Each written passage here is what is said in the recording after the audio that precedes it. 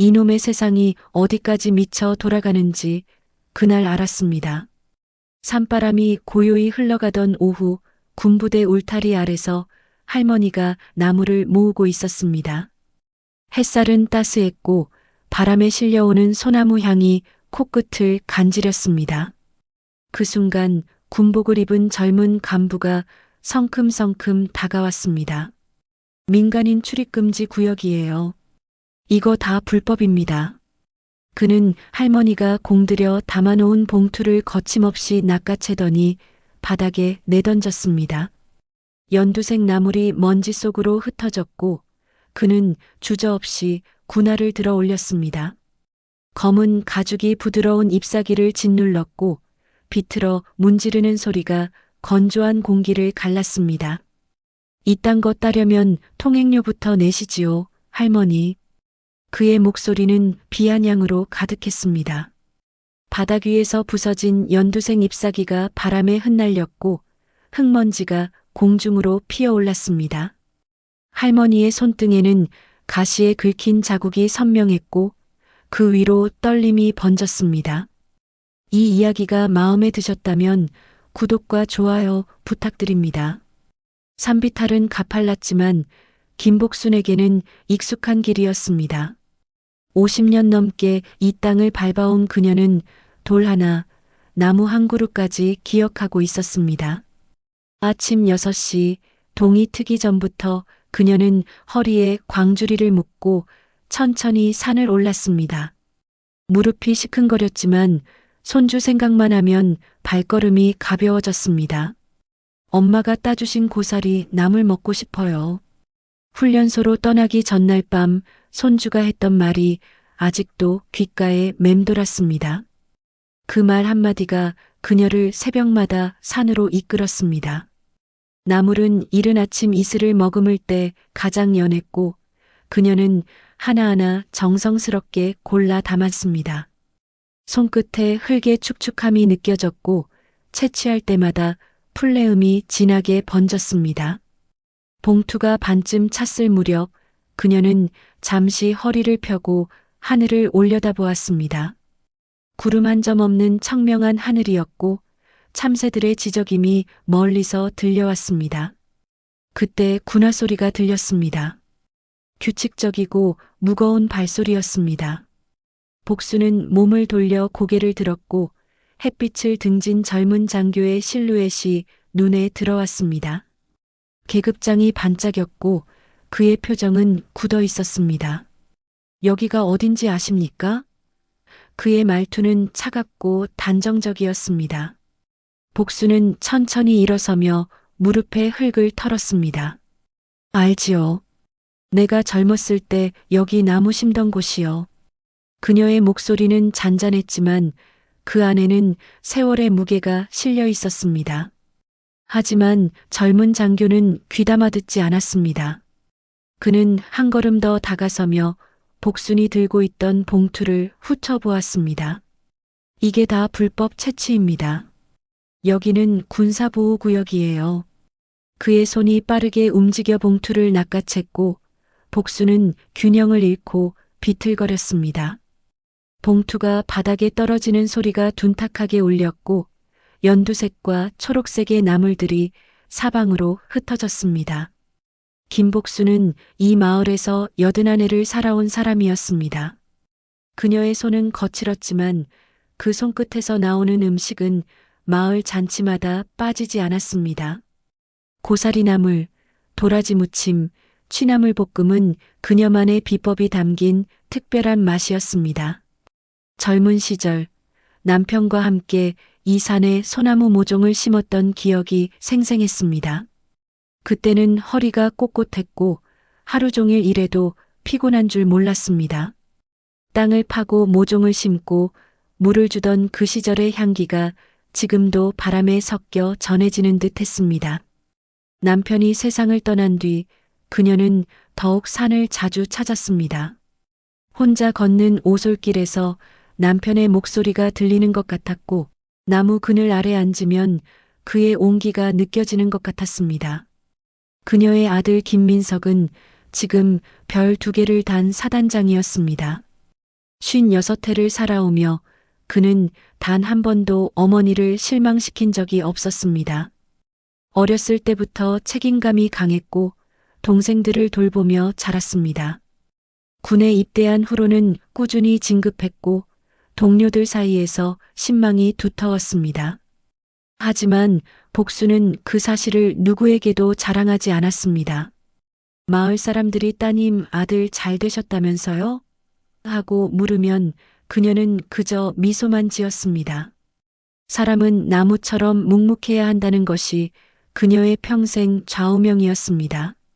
나무는 말없이 뿌리를 내리고 햇빛과 비를 받으며 자라고 그늘을 만들어줍니다.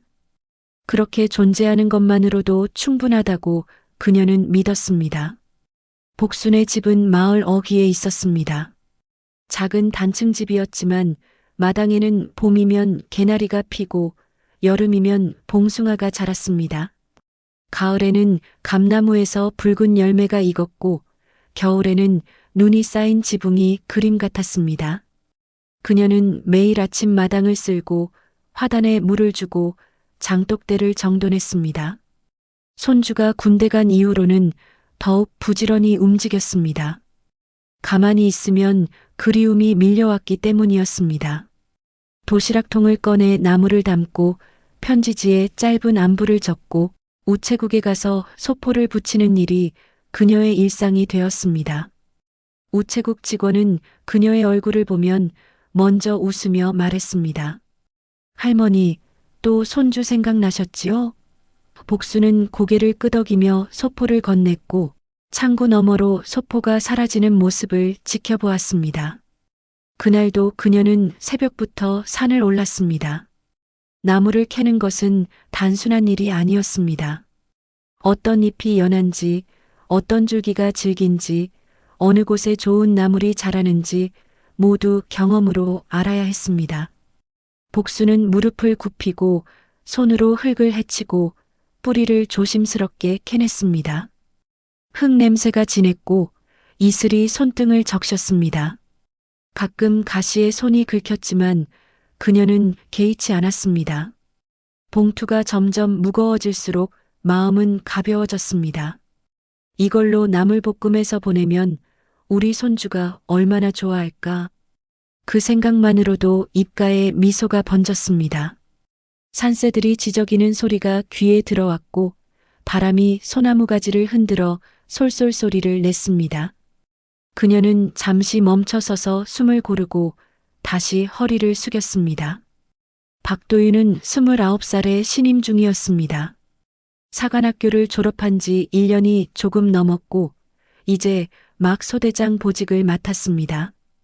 그의 군복은 언제나 주름 하나 없이 다려져 있었고 계급장은 햇빛에 반짝였습니다.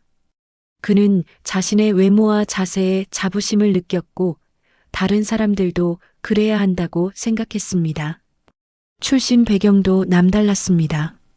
아버지는 대기업 임원이었고 어머니는 교수였습니다. 어릴 때부터 그는 내가 최고야라는 말을 듣고 자랐습니다. 성적은 항상 상위권이었고 운동도 잘했습니다.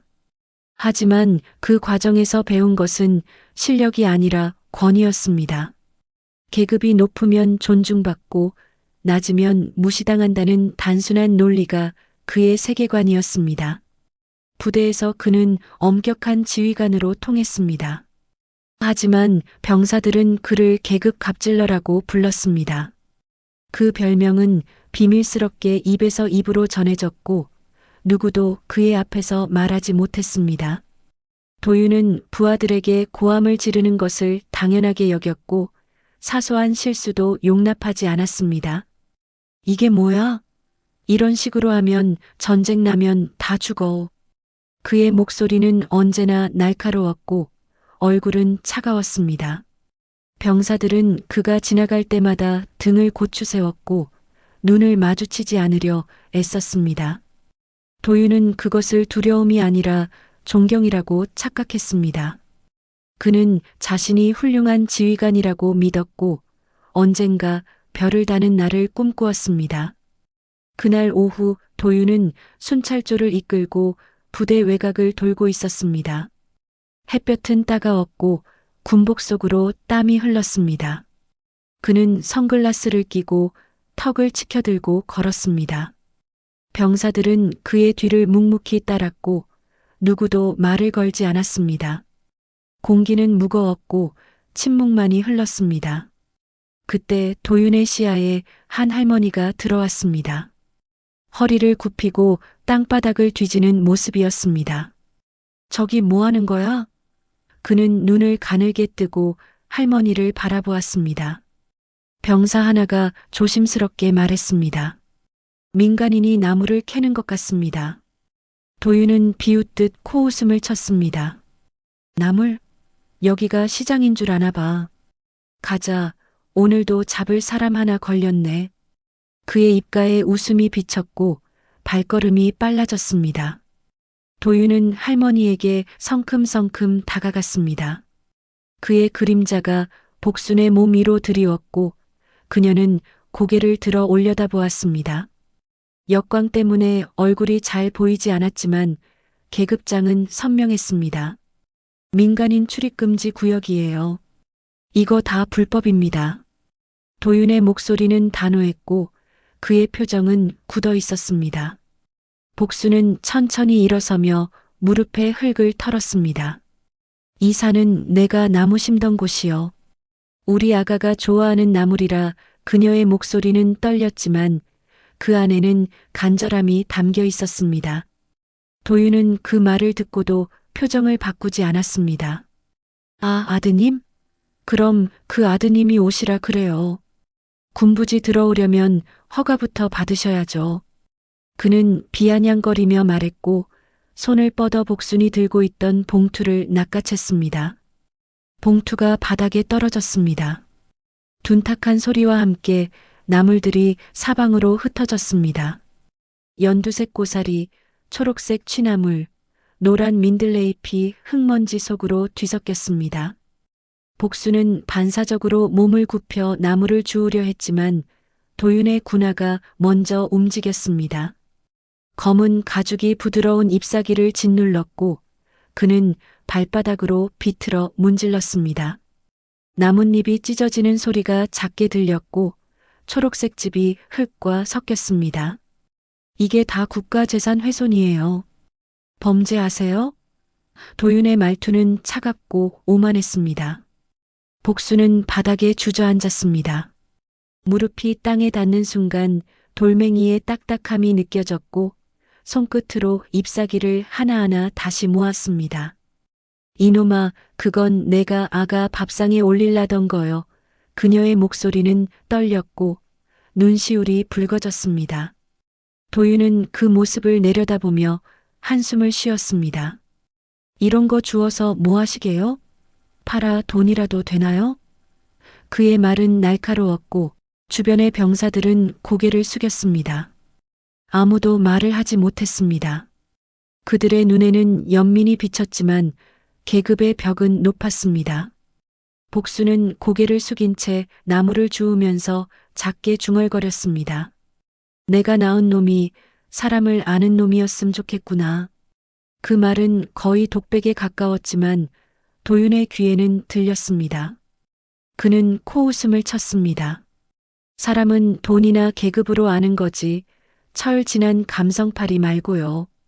그는 봉투를 발로 차며 먼지를 일으켰습니다. 봉투가 바람에 날려 멀리 굴러갔고 복수는 그것을 바라보며 입술을 깨물었습니다. 병사 중 하나가 조심스럽게 다가와 속삭였습니다. 중이님, 저분 연세가 많으신데 하지만 도윤은 손을 들어 그를 제지했습니다. 규정은 규정이야. 나이가 많으면 법을 안 지켜도 돼? 그게 말이 되나? 그의 목소리는 단호했고 병사는 더 이상 말을 이어가지 못했습니다. 복수는 손끝에 흙을 묻힌 채 천천히 일어섰습니다. 그녀의 손등에는 가시에 긁힌 자국이 선명했고 그 위로 작은 피가 배어나왔습니다. 하지만 그녀는 아픔을 내색하지 않았습니다. 그저 바닥에 흩어진 나무를 바라보며 한숨을 쉬었습니다. 바람이 불어와 그녀의 흰 머리카락을 흔들었고 산새들의 울음소리가 멀리서 들려왔습니다. 도윤은 팔짱을 끼고 복순을 바라보았습니다. 이제 아시겠어요? 여기는 함부로 들어올 수 있는 곳이 아닙니다. 다음에 또 이러시면 정식으로 입건될 수도 있어요. 그의 말은 위협에 가까웠습니다. 복순은 고개를 들어 그를 바라보았습니다. 그녀의 눈빛은 깊었고 그 안에는 슬픔과 실망이 섞여 있었습니다. 너는 어미가 없냐? 그 한마디에 도윤의 표정이 굳어졌습니다. 제 어머니랑 할머니를 같이 보지 마세요. 우리 어머니는 교수님이시고 할머니처럼 산에서 풀 뜯지 않습니다. 그의 말에 병사들은 서로 눈을 마주쳤습니다. 누군가의 한숨 소리가 작게 들렸고 공기는 더욱 무거워졌습니다. 복수는 고개를 저었습니다. 그래, 그런 줄 알았다. 너는 땅을 밟아본 적이 없구나. 그녀는 더 이상 말하지 않고 천천히 몸을 돌렸습니다. 복순이 돌아서려는 순간 도윤이 다시 말했습니다. 아니면 그 아드님이 장군님이라도 되시나 봐요? 그의 말에는 조롱이 가득했습니다. 병사들은 멈칫했고 누군가는 입을 다물지 못했습니다. 복수는 걸음을 멈추었지만 돌아보지 않았습니다. 그녀의 등은 굽었지만 그 안에는 흔들리지 않는 무언가가 있었습니다. 내가 낳은 놈이 사람을 아는 놈이었음 좋겠다고 했지. 그녀의 목소리는 낮았지만 분명했습니다. 도윤은 손을 허리에 얹고 비웃었습니다. 사람은 돈이나 계급으로 아는 거지 철 지난 감성팔이 말고요. 요즘 세상이 어떤 세상인데 아직도 그런 소리를 하세요? 그는 고개를 저으며 병사들을 돌아보았습니다. 이래서 꼰대 소리 듣는 거야. 시대가 변했는데 정신은 6.25 때에 멈춰 있어. 병사들은 아무도 웃지 않았습니다. 그들의 얼굴에는 불편함이 역력했습니다. 복수는 천천히 무릎을 굽혀 다시 나무를 주었습니다. 그녀의 손가락은 떨렸지만 움직임은 멈추지 않았습니다. 한 입 한 잎을 조심스럽게 집어 올렸고 흙을 털어냈습니다. 도윤은 그 모습을 보며 한숨을 쉬었습니다. 아, 진짜. 시간 낭비하지 말고 빨리 가세요. 이거 봐주는 거예요, 할머니. 그는 손목 시계를 들여다보며 말했습니다. 복수는 대답하지 않았습니다. 그저 나무를 모으는 데 집중했습니다. 그녀의 손끝에서는 풀내음이 났고 햇빛이 그녀의 주름진 손등을 비쳤습니다. 도윤은 짜증이 난 듯 발을 구르며 봉투를 다시 발로 찼습니다. 봉투가 공중으로 날아가 멀리 떨어졌고 복수는 그것을 바라보며 천천히 일어섰습니다. 그녀의 무릎에서 딱 소리가 났고 허리를 펴는데 시간이 걸렸습니다. 이놈아, 그래도 이건 내 손으로 캔 거요. 복순의 목소리는 떨렸지만 그 안에는 단호함이 담겨 있었습니다. 도윤은 선글라스를 고쳤으며 코웃음을 쳤습니다. 손으로 캤든 발로 캤든 불법은 불법이에요. 법 앞에서 감성팔이는 안 통합니다. 그는 병사들을 향해 손짓했습니다. 우리 갈까? 시간 아까워. 병사들은 주저하며 서로를 바라보았습니다. 그중 나이가 제일 어려 보이는 병사가 작게 말했습니다. 중위님, 그냥 경고만 하고 보내드리면 안 될까요? 도윤은 그 병사를 노려보았습니다. 경고? 내가 지금 상관한테 지시하는 거야? 내 계급이 뭔데? 병사는 고개를 숙였고 더 이상 말하지 않았습니다. 공기는 얼어붙었고 침묵만이 흘렀습니다. 복수는 멀리 떨어진 봉투를 향해 천천히 걸어갔습니다. 그녀의 발걸음은 느렸지만 멈추지 않았습니다. 흙먼지가 발끝에서 일어났고 햇빛이 그녀의 등을 따스하게 비쳤습니다. 도윤은 그 모습을 보며 혀를 찼습니다. 정말 답답하네. 저러니까 세상이 안 변하지. 그는 병사들을 향해 손짓했습니다. 우리 가자. 저런 사람 상대하느라 시간 버릴 필요 없어. 하지만 병사들은 움직이지 않았습니다.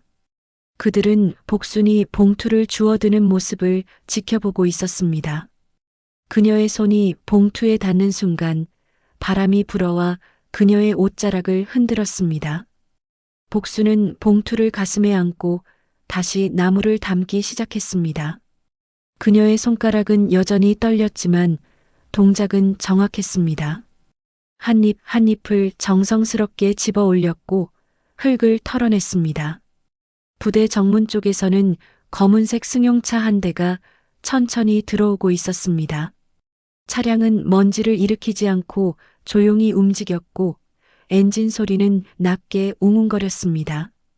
운전병은 핸들을 꽉 잡고 앞을 주시했습니다. 그의 이마에는 땀방울이 맺혔고 긴장한 표정이 역력했습니다. 조수석에는 참모가 앉아 있었고 그는 무전기를 들고 속삭이듯 말했습니다. 사단장님 차량 지금 진입 중입니다. 정문 경비병은 즉시 경례 준비, 순찰조는 현 위치에서 대기하십시오.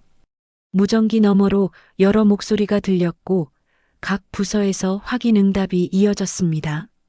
하지만 산비탈에 있던 박도윤의 무전기에는 그 소리가 전달되지 않았습니다. 그는 무전기를 허리춤에 끼워둔 채 복순을 내려다보고 있었기 때문이었습니다. 복순은 봉투를 가슴에 안고 마지막 나물 몇 잎을 주워 담았습니다. 그녀의 손끝에는 흙이 묻었고 손톱 사이로 초록색 즙이 배어 있었습니다. 그녀는 천천히 일어서며 한숨을 쉬었습니다. 그래도 이건 내 손으로 캔 거요. 그 말은 자신에게 하는 다짐처럼 들렸습니다. 도윤은 팔짱을 끼고 그 모습을 바라보았습니다. 참 대단하시네요. 그렇게까지 하시면서 왜 나무를 캐셔야 하는데요? 가게 가서 사면 되잖아요.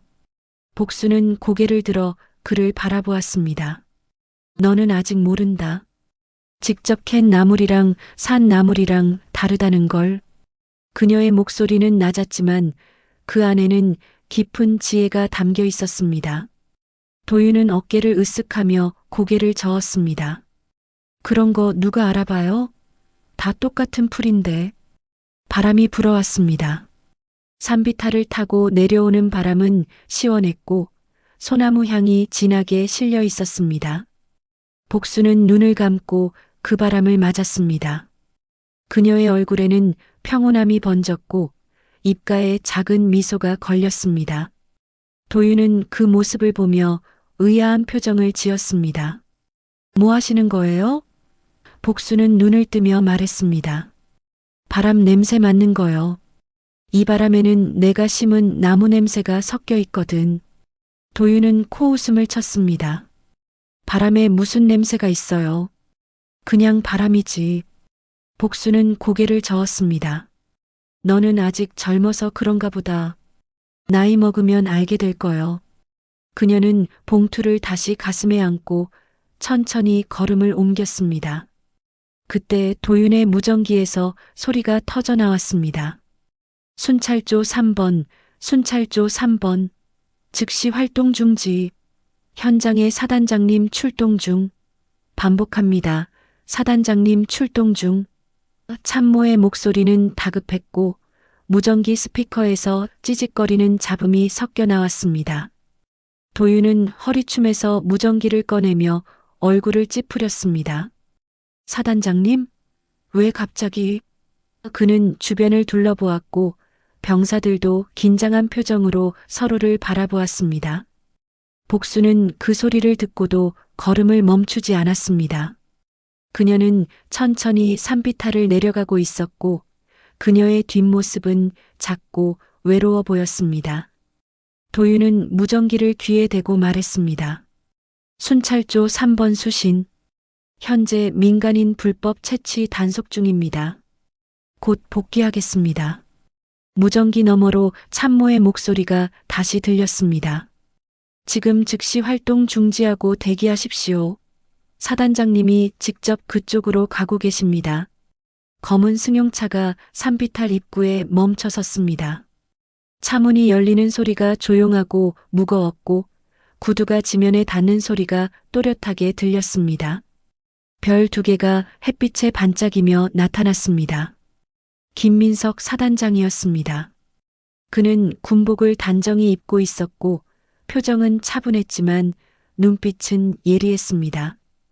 그의 시선이 천천히 주변을 훑었고 바닥에 흩어진 나물 잎사귀, 군화 자국이 남은 흙, 그리고 멍든 손등을 한 채 천천히 걸어가는 어머니의 뒷모습으로 향했습니다. 민석의 턱 근육이 굳어졌고 그의 손이 주먹을 쥐었다 폈습니다. 참모가 뒤따라 내리며 작게 말했습니다. 사단장님, 저쪽에 순찰조가 있습니다. 민석은 고개를 끄덕이고 천천히 걸음을 옮겼습니다. 복수는 민석의 발소리를 듣고 멈춰 섰습니다. 그 발소리는 익숙했습니다. 수십 년을 듣던 그 걸음걸이, 그 리듬이었습니다. 그녀는 천천히 고개를 돌렸고 햇빛을 등진 아들의 실루엣이 눈에 들어왔습니다. 민서가 그녀의 목소리는 떨렸고 눈시울이 붉어졌습니다. 민석은 어머니에게 다가가며 무릎을 꿇었습니다. 그의 군복이 흙에 닿았지만 그는 개의치 않았습니다. 어머니, 괜찮으세요? 그의 목소리는 낮고 단단했지만 그 안에는 걱정이 가득했습니다. 복수는 손을 들어 아들의 어깨를 두드렸습니다.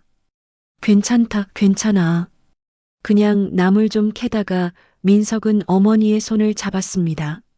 손등에 난 상처가 눈에 들어왔고 그의 눈빛이 어두워졌습니다. 손에서 피가 나셨네요. 박도윤은 그 광경을 보며 얼굴이 하얗게 질렸습니다. 그는 무전기를 떨어뜨릴 뻔했고 손이 떨려 가까스로 붙잡았습니다. 사단장님, 그의 목소리는 갈라졌고 입술이 바짝 말랐습니다. 병사들은 일제히 차렷 자세를 취했고 누구도 숨소리조차 크게 내지 못했습니다. 민석은 천천히 일어서며 도윤을 바라보았습니다. 그의 눈빛은 차갑고 날카로웠습니다. 이게 무슨 상황입니까?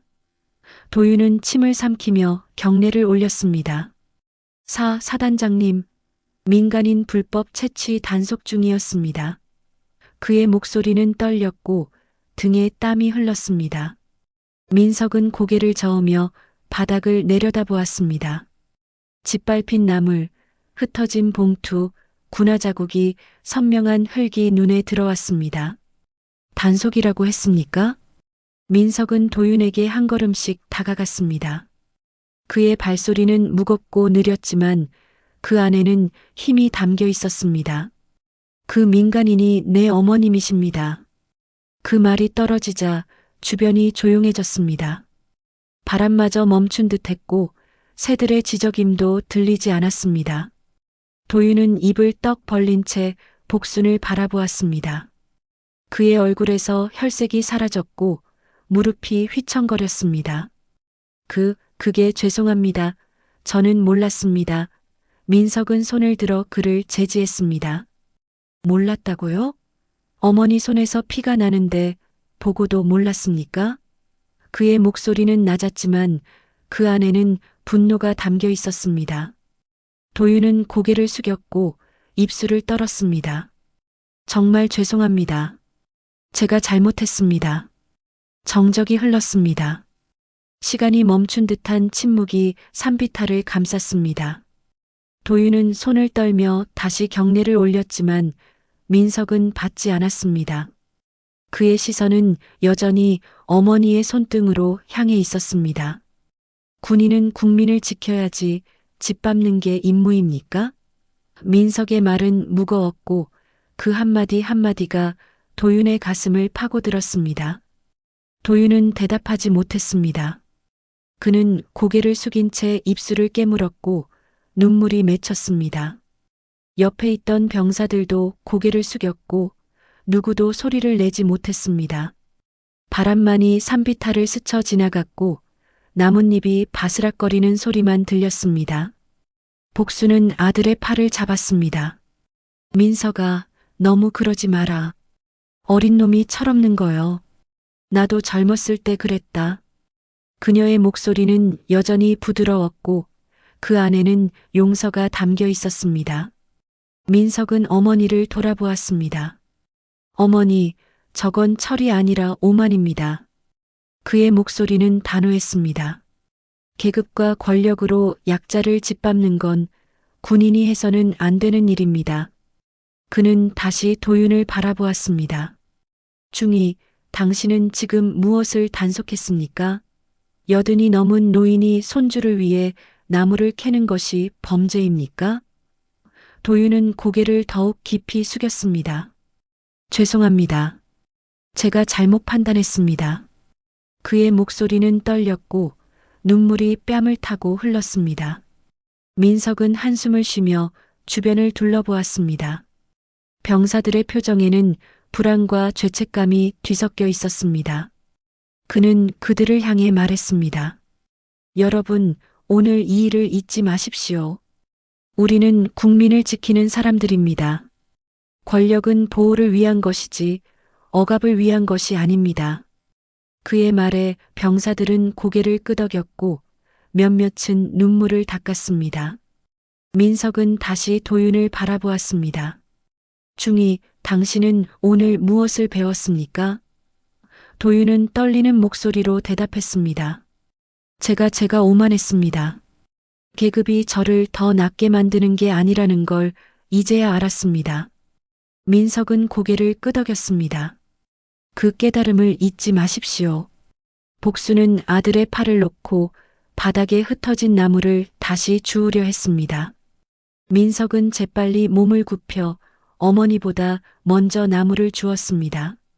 그의 군복이 흙에 닿았고 별 2개가 햇빛에 반짝였습니다. 병사들도 하나둘 다가와 함께 나무를 주었습니다. 도윤도 무릎을 꿇고 나무를 주우며 작게 말했습니다. 할머니, 정말 죄송합니다. 제가 너무 잘못했습니다. 복수는 그를 바라보며 손을 내밀었습니다. 괜찮다, 애야. 사람은 실수하며 배우는 거요.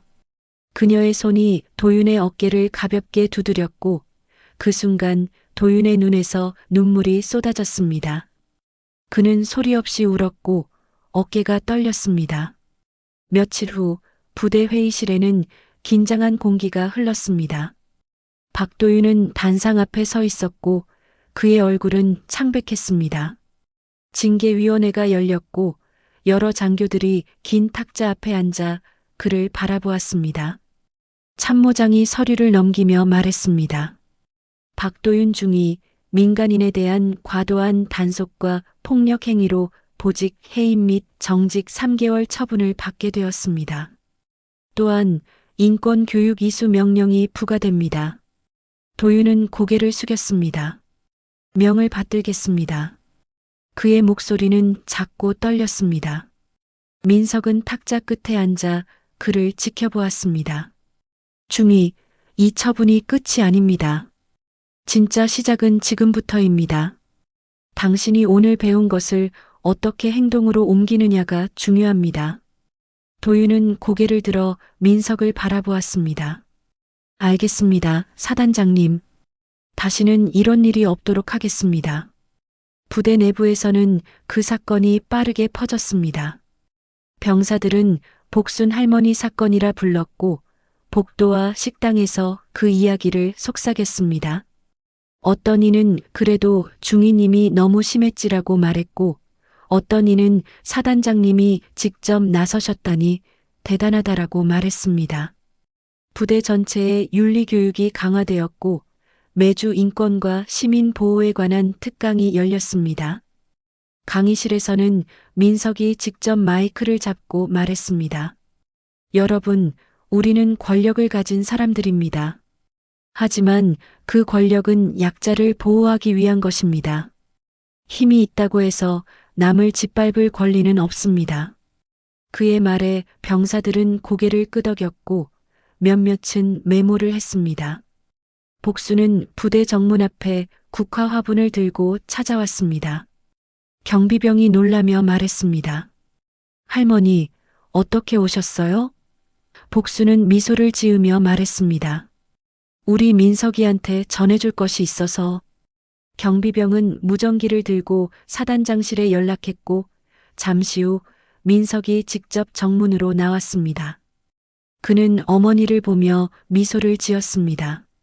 어머니, 무거운 거 들고 어떻게 오셨어요? 복수는 화분을 아들에게 건넸습니다. 여기 나물 대신 꼭 키워봐라. 그 젊은 친구한테 주고 이 꽃처럼 예쁘게 살라고 전해라. 민석은 화분을 받으며 고개를 끄덕였습니다. 알겠습니다, 어머니. 그날 오후 민석은 도윤을 사무실로 불렀습니다. 도윤은 긴장한 얼굴로 들어와 경례를 올렸습니다. 민석은 책상 위에 국화 화분을 가리켰습니다. 어머니께서 보내신 겁니다. 당신에게 주라고 하셨어요. 도윤은 화분을 바라보며 눈물을 글썽였습니다. 할머니께서 저한테요? 민석은 고개를 끄덕였습니다.